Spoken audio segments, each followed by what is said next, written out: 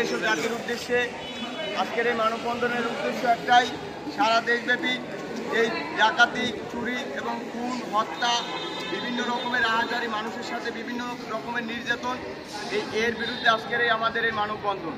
তো এই মানববন্ধন সম্পর্কে আজকে আমাদের নলছিটি ডিগ্রি কলেজের শিক্ষার্থী স্বর্ণা মানববন্ধন সম্পর্কে সংক্ষিপ্ত বক্তব্য পেশ করবে।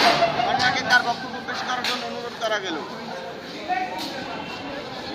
সারা দেশব্যাপী যে চুরি, ডাকাতি, হত্যা হচ্ছে, এর বিচারের দাবিতে আজকের এই মানববন্ধন। প্রশাসনের কাছে সাধারণ শিক্ষার্থীদের একটাই দাবি, এই ব্যাপারে যদি প্রশাসন কঠোর ব্যবস্থা করে।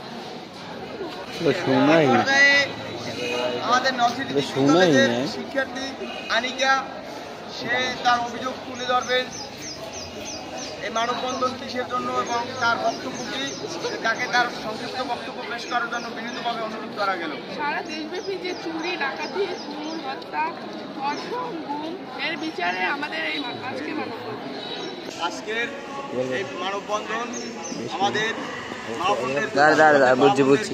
সাধারণ মানুষকে নিয়ে, যে বিগত 17 বছর আওয়ামী লীগের শাসন আমলে তাদের ওই শাসন আমলে দেখা গেছে গুম, ধর্ষণ, চুরি, ডাকাতি, বিভিন্ন রকমের অপকর্ম তাদের দিয়ে হয়েছে। যে তারা যখন এই ক্ষমতা ছেড়ে দেশ থেকে পালিয়েছে, তাদের ওই যে পুরনো যে ঐতিহ্যকে তারা এখনো চালিয়ে যাইতেছে। যে তারা বিভিন্ন রকমের মানুষের সাথে বিভিন্ন রকমের অপকর্ম করতেছে, ডাকাতি করতেছে।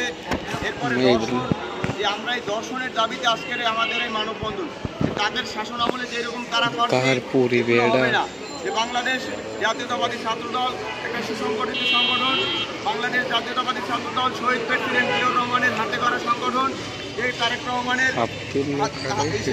রহমানের সৈনিক, যে বাংলাদেশ জাতীয়তাবাদী ছাত্রদল শহীদ রাষ্ট্রপতি জিয়াউর রহমান, তিনি নিজ হাতে এই সংগঠনকে শক্তিশালী করেছেন এবং বেগম খালেদা জিয়া তিনি তার নিজের হাতে করে এই সংগঠনকে করেছেন। তো এই সংগঠনের ভিতরে আমরা ওইরকম কিছুই চাই না যে এরকম চুরি, ডাকাতি, আহাজারি, ধর্ষণ আমাদের সংগঠনের ভিতরে এরকম কোনো ছেলেবান থাকতে পারবে না।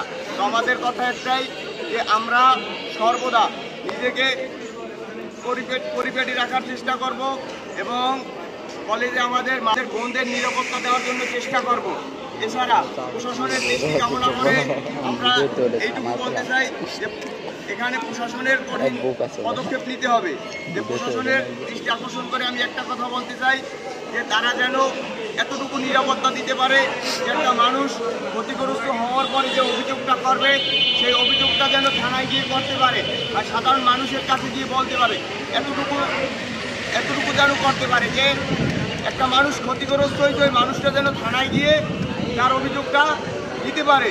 সে এমন যেন না হয় যে মানুষের বাক স্বাধীনতা আওয়ামী লীগের আমলে যেরকম হয়েছে, ওই অবৈধ সরকার হাসিনার আমলে যেরকম হয়েছে, যে মানুষের বাক স্বাধীনতা কেড়ে নিয়েছে, কথা বলার স্বাধীনতা ছিল না। একটা মানুষ যে এক জায়গায় যাই কথা বলতো এরকম কথা বলার স্বাধীনতা ছিল না। সাধারণ মানুষ যেন বাক স্বাধীনতা ফিরে পায় এইটুকু আশা রেখে আমি আমার সংক্ষিপ্ত বক্তব্য শেষ করছি এবং এখানে যারা উপস্থিত আছেন নলছিটি ডিগ্রি কলেজের সকল শিক্ষার্থীকে, নলছিটি সরকারি ডিগ্রি কলেজ ছাত্রদলের পক্ষ থেকে সবাইকে আন্তরিক শুভেচ্ছা ও অভিনন্দন।